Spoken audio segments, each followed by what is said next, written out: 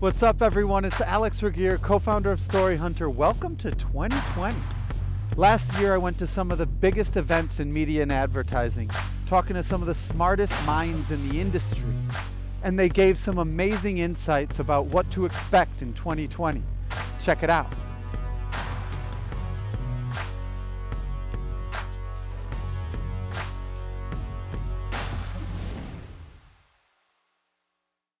I think we're going to see a lot more around format and entertainment come back into the world. So at the same time, how do I just bring a smile to somebody's face? How do I entertain them? As we're trying to reconstruct what we believe a diverse and fair life looks like, there's a new generation who are just shooting with their video camera, and because they actually live in a diverse world, their whole world is diverse. And so maybe instead of trying to orchestrate a perfected humanity, maybe we should spend more time just telling stories that entertain humanity, that showcase humanity. I don't know. We've still only scratched the surface of spatial storytelling like AR and VR. Right now, I feel like we're still telling relatively linear stories because that's how we're used to telling them for so many years.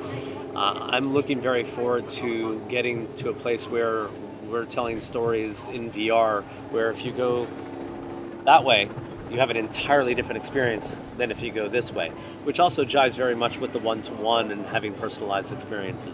We're starting to get into things like gaming and eSports. You know, there's a lot of young men who spend a lot of time there and saying, how do we bring our products to life on that particular platform, like Twitch, or a lot of it's on Twitter or on YouTube gaming, so places like that. What I think we're going to start to see with consumers is a rush back to authenticity. So consumers are starting to already feel a bit, there's a lot of ads here. So the rush to authenticity, and the fact that I know in Australia, Instagram has stopped showing the number of likes on a piece of content. Yeah, I like so that. it says you and others like this, which is taking the pressure off, and they're doing it for the right reasons. And I think what we're going to start to see with consumers is that they want their brands to be as authentic as they want to be themselves. And so we're going to have to pull back on measuring things like likes because we're going to stop seeing them. Yeah. So what is a measure of brand saliency and brand relevance in social will have to be something that is deeper than how many likes you got on an image. As we get older, there will be a need. We're going to move away from linear TV broadcast. We're still going to be watching on a big screen at home. We're still going to be watching live for live sports, for breaking news. We still want that live element of things that are out there, but majority of it's going to be on demand. Everyone launching their own VOD service, right? Because everyone's seen that there's this age group that now have money, are able to afford at least 2 subscription models. Can they now tap into that marketplace? And I think over time it'll fizzle out, but it's almost like broadcast TV all again, just on demand. I think user-generated content is going to become a more important piece of that. We are still going to, of course, rely on external agencies to do some of that work. We continue to build our internal agency. So we have a strong internal agency, and they are really becoming a content machine. We're looking to publishers to help us and other partners. As we partner with other people, getting content from them. What that requires is probably the hardest part, which is you have to have such a strong core understanding of your brand and be able to evaluate all that content to hold it together. Quality video, regardless of time or length, is kind of du jour, right? It's the norm, and I think that people are starting to pivot away from like just feeding social feeds with video content, thinking that's what the consumer wants, when that's not really exactly what they're consuming. So I think that people now are starting to listen and figuring out like, okay, maybe it's not necessarily just short video clips and like little memes and trying to get traffic there that you can't really monetize. Instead, you have to bring the quality. Longer form, right? Branded content, more series, more, a sponsored longer form content, and then the opposite. Much shorter form, chunked up smaller pieces of video, which is hard because, to create drama, you need conflict, right? And to create conflict in 3 to 7 seconds in a video story on a phone, in a feed, is really hard. It's that 3-step intrigue, involve, and then the third piece, which is, persuade. Or activate someone to do something or to take an action. Brands are looking to create more content, but they're looking to do it in an affordable way. And as an agency, we want to develop that content. It's an exciting part of our business, but it's also challenging to be able to develop that work with a cost-efficient model, because you're still relying on data and analytics, and we're still relying on our strategy team. We're relying on creative thinkers, art directors, writers, chief creative officer.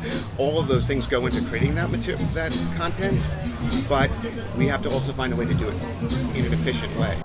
I hope to see more integrated campaign planning. I think Nike did a brilliant job of that with the Colin Kaepernick campaign. Yeah.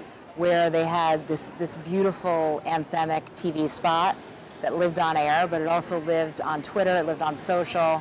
They had iconic imagery that was associated with all of their brand ambassadors and the inspirational message of the campaign. The fact that IGTV is just now over a year old, we're not even hit the 18-month timeline, is something really incredible. I think being able to see that evolve and transition over time, like the IGTV series tools, just being able to search within IGTV is something else that's really important, to be able to discover that content. I also think interactive storytelling is really cool. I think there are people using the story tools, whether that be polling, the quiz sticker, being able to actually feel like you are having a hand in a way a story is being told, and using stories on Instagram, I think is really exciting.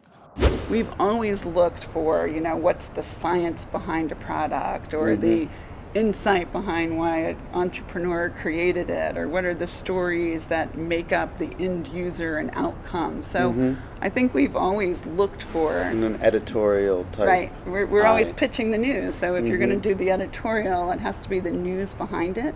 So now visually we're trying to bring that to life in different ways. And I think too, you're seeing a huge amount of purpose, right? Sustainability, other topics, and visual storytelling, and bringing those things to life on actually what companies, brands are doing to help the end user, to make things, more environmentally friendly. All those kind of stories just lend themselves to public relations. Personally, I think membership is going to become a bigger piece of the industry, is that people now want a deeper sense of engagement. They always have, and that is a lot more dependable revenue than advertising revenue. Yeah. Advertising revenue fluctuates, goes highs and lows. A platform says something, or Snapchat announces a new feature, and that advertiser then is either going to lean in, or they're going to lean back and see how it plays out. And that for a publisher can be a nightmare. And so I think you're seeing already publishers that have diversified their revenue streams and started to figure out where else there's money. And membership for me is a thing that I feel like it's coming, and it's a matter of defining it for your audience